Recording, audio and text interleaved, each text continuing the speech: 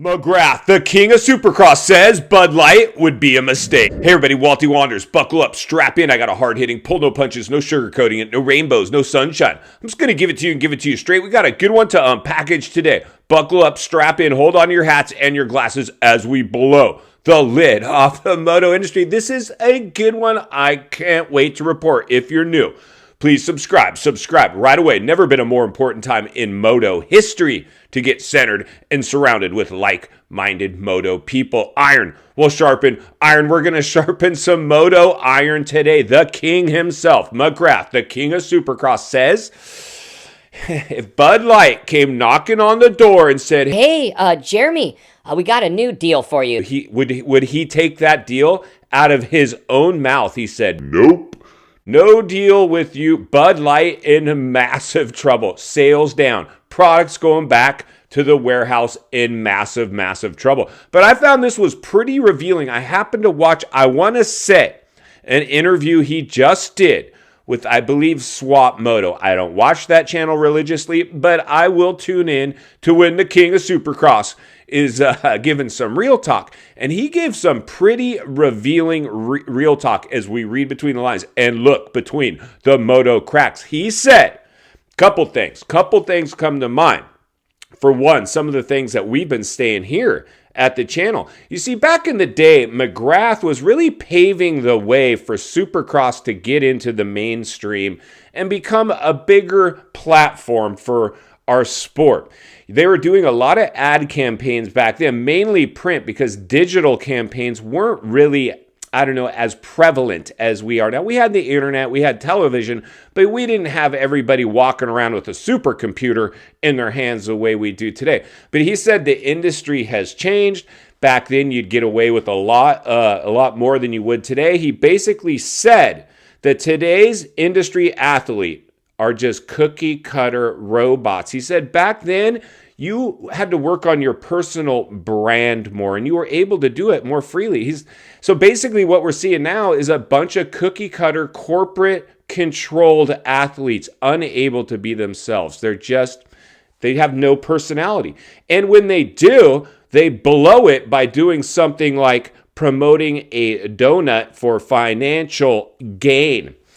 It's insane. So McGrath, point blank, the interviewer on Swap Moto, the creator, who I guess he's friends with, Jeremy, if you were to get that same Bud Light deal today, would you take it? And he said, no, I wouldn't. I wouldn't take it. Now, the realities are when that deal came about back in the day for McGrath in the late 90s, I believe, McGrath had just started his own independent team. The first time that had been done where a rider had started his own independent team, I believe with Larry Brooks with the support of Chaparral.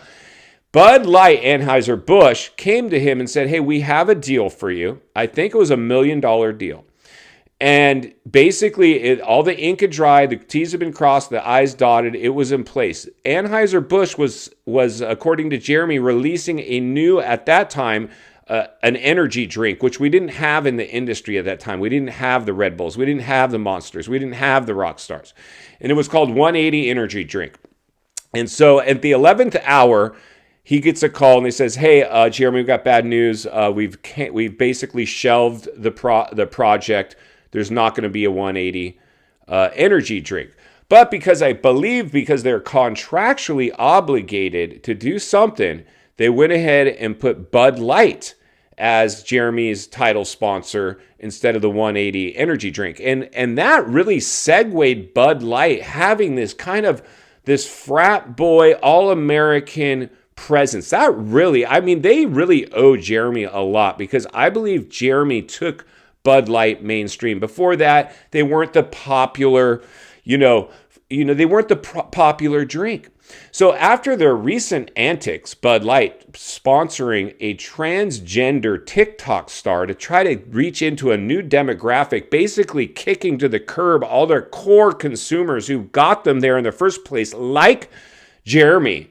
Bud Light had been known for the frat house college boy drink of choice. And even at that time, they were not.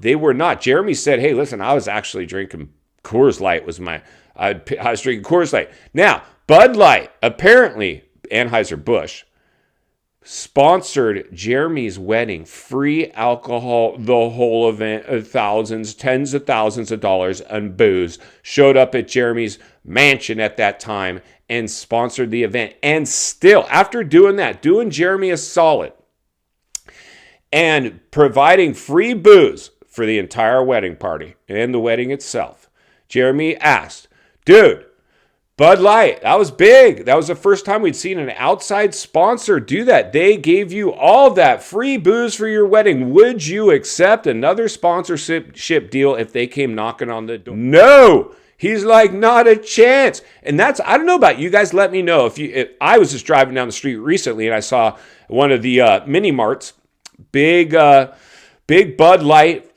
semi truck, massive logo, the whole thing, Bud Light. And I'm like, dude, like that thing sticks out like a sore thumb. Like, I'd hate to be the truck driver. I bet you truck drivers of a Bud Light truck are getting like laughed at, pointed at, flipped off. I'm sure people are graffitiing those trucks, but I thought it was super interesting. Like I said, Swap Moto, search it up on YouTube, Swap Moto. I'm sure you'll find the recent video where they interviewed Jeremy if you want to learn more about this. But this is really big. It's really big. And I will say this, what I loved about Jeremy is first, he's like, the industry changed. It's not what it used to be. Now you just have to walk a straight line. You cannot deviate. They're controlling everybody. Nobody has any personality. Nobody's trying to brand themselves. See, back in the day, we had like One Punch Tyler Evans. We had the King of Supercross. We had a lot of characters in the sport, the J-Laws, the people that were kind of,